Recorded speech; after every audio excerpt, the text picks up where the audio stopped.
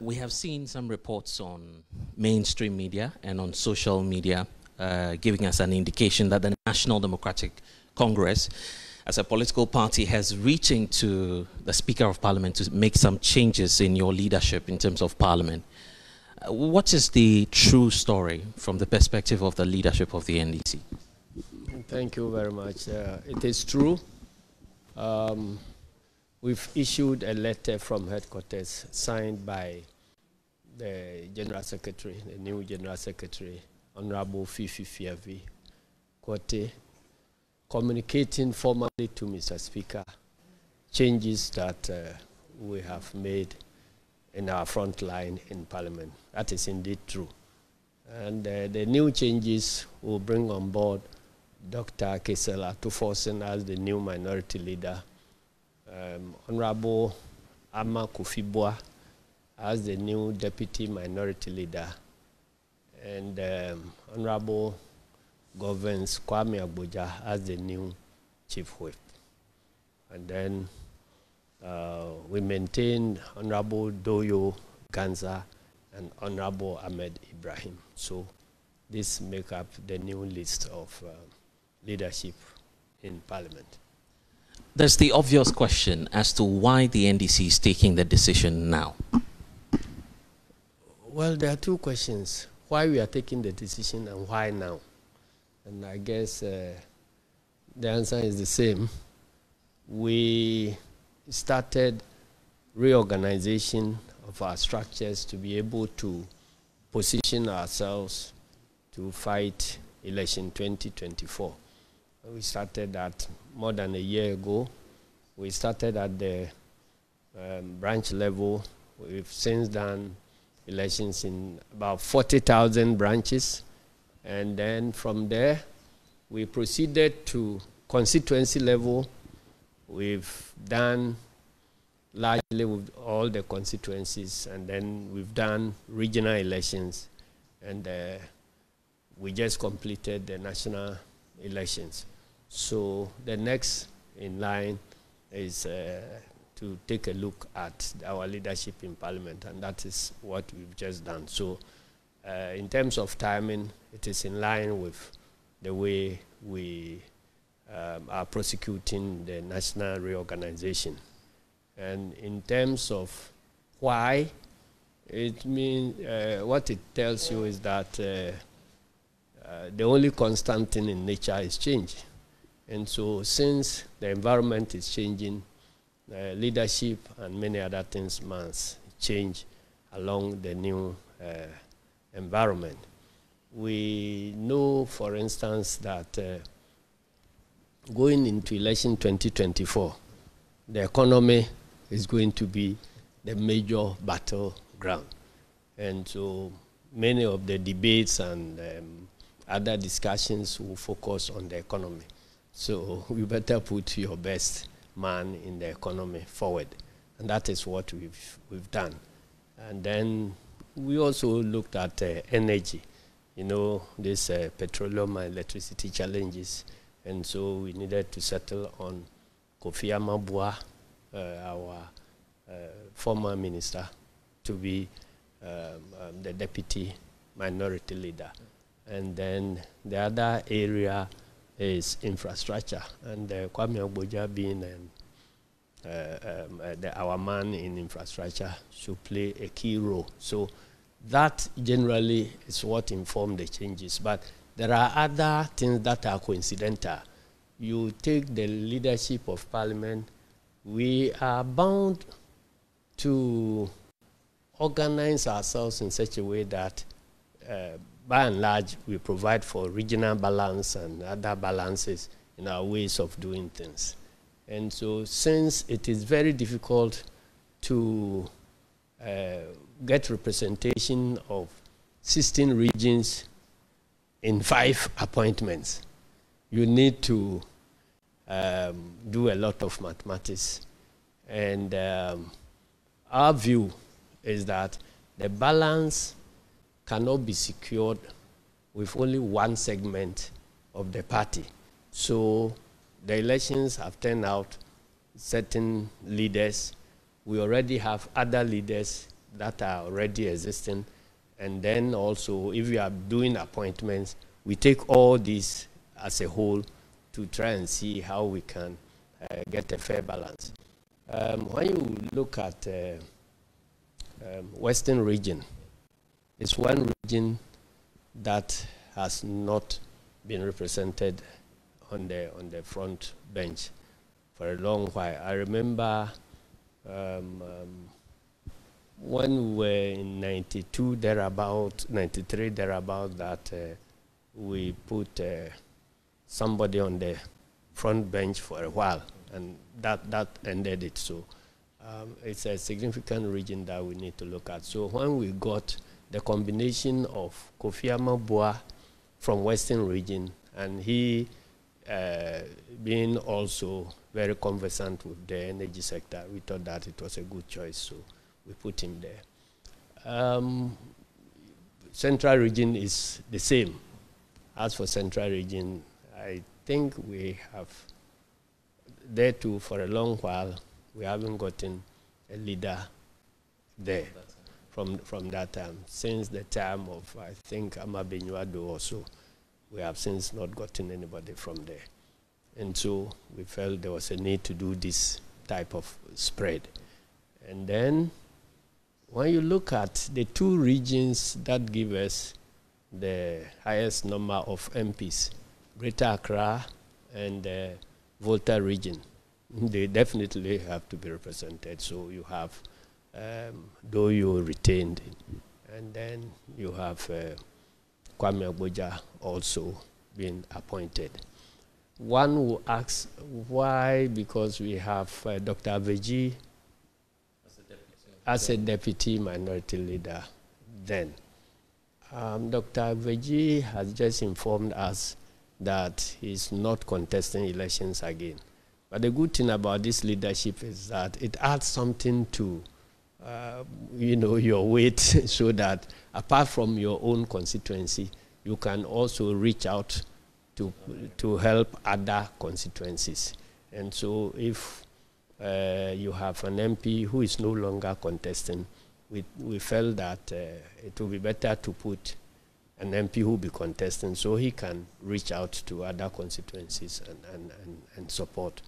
And so, but a point that we need to make is that the change has nothing to do with the performance of the leaders at all.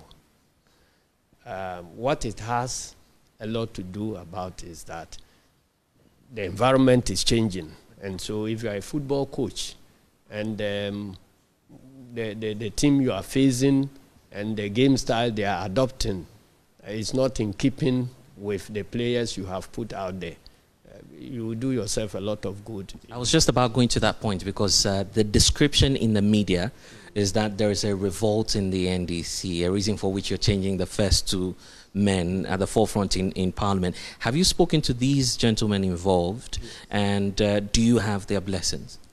Yes, we sent a senior person in the party to engage them and let them know that this is the way we are going to handle it.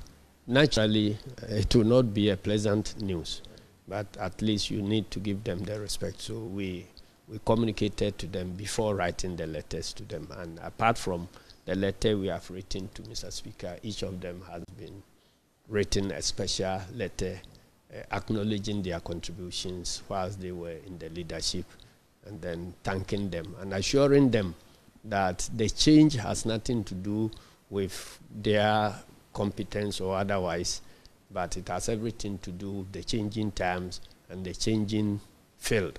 And so that's about it. General, you are one of the longest serving party officers of the NDC. Some say we've never seen this in the history of the NDC, and that it is not strategic for you to take this decision with less than 2 years to the next general elections.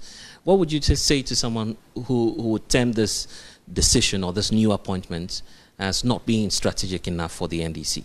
I don't know what is not strategic about this. You say you haven't seen it in NDC. You haven't seen 2022 in NDC or 2023 in NDC before. This is the only 2023 that you are seeing. And so it comes with its challenges. I have indicated to you the chronicle of, reorganization events from branch to this level. And this is the best time to proceed. And so that is what we have done.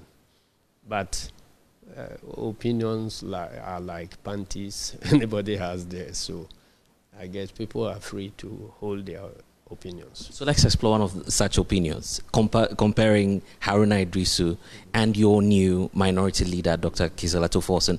Many believe that in terms of the weight, the charisma and the following they have, you would want to choose Haruna over Kisela Tuforsen, for instance? I have indicated to you why we are choosing Kisela Tuforsen, and I don't think that there's the need to rehash. And there shouldn't be any reason to compare them. We are comparing them on what basis? One is a finance expert, the other is a consummate lawyer. So are you going to compare them in the legal field or finance field or what? They are different people, so they cannot be compared. How about Muntaka? He's someone who's credited for giving you a good chance in Parliament to control the House. You recall what happened? You were there yourself in the chamber when he captured that sacred ballot for the NDC. Many say you're not rewarding him enough by this very decision to take him off. That was the need for that term. And he, as a leader, proved equal to the task. There are different sets of needs now, and different sets of talent must come on board. So that's all. Let's look forward to 2024. The NDC wants to recapture power. The NPP says they are breaking the 8. Given this new set of changes that you're doing and a number of reorganization processes that may come up in the coming days, are you certain that the NDC is on course for victory? That is why I indicated to you the reason for these changes. We are saying that the debate is going to be on the economy. And so we put our best economic foot forward. And so it tells you that we are doing this thing with an eye on victory in 2024. So everything we are doing is towards 2024. If the nation is worried about the economic circumstances, they will take a decision to change if somebody is able to offer them hope in a better government that will produce a better economy. And so you will be remiss if you don't demonstrate to the electorate what alternative you have by way of the urgent need to fix the economy. And so you can only do that when you put your best economists forward.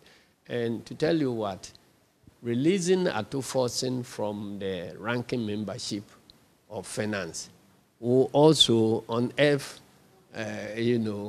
Honorable Adongo. Right. So you have two key fighters in Parliament. One is fighting as a leader, the other is fighting as a ranking person. And I think that when their powers combine, it's only Captain Planet who can challenge them. And I recall that when you were elected yourself, some were comparing you to the other side, which is the NPP side. That would equally be done for your new leadership in Parliament.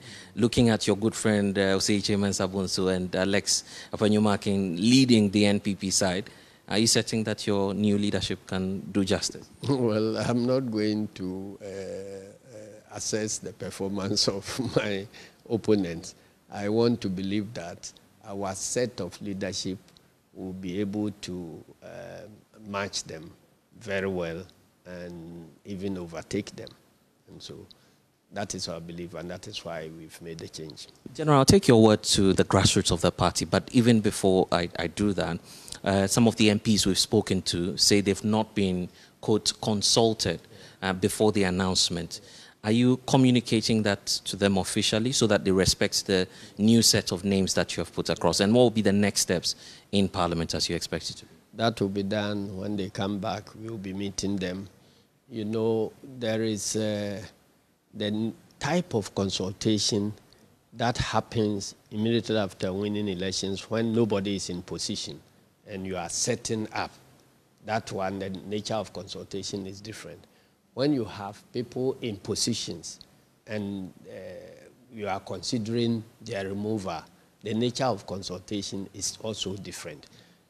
And so the nature of consultation in a reshuffle or pending a reshuffle is different from the type of consultation you have when there is no minister at all and you are going to consider candidates for ministerial appointments. So we'll be meeting them. Your final word to grassroots of the NDC who are seeing these new changes coming, what would that represent? My word to them is that, as I indicated in my maiden address, that we are going to engage in total deployment of the human resource of the party so that everybody will have something to do getting into 2024 elections. Look at your talent and put you where you will be most impactful in the campaign. So even those who are being taken off parliamentary leadership, they will surely find very important roles where their sets of talents will come to play so that together we can move the party to victory 2024.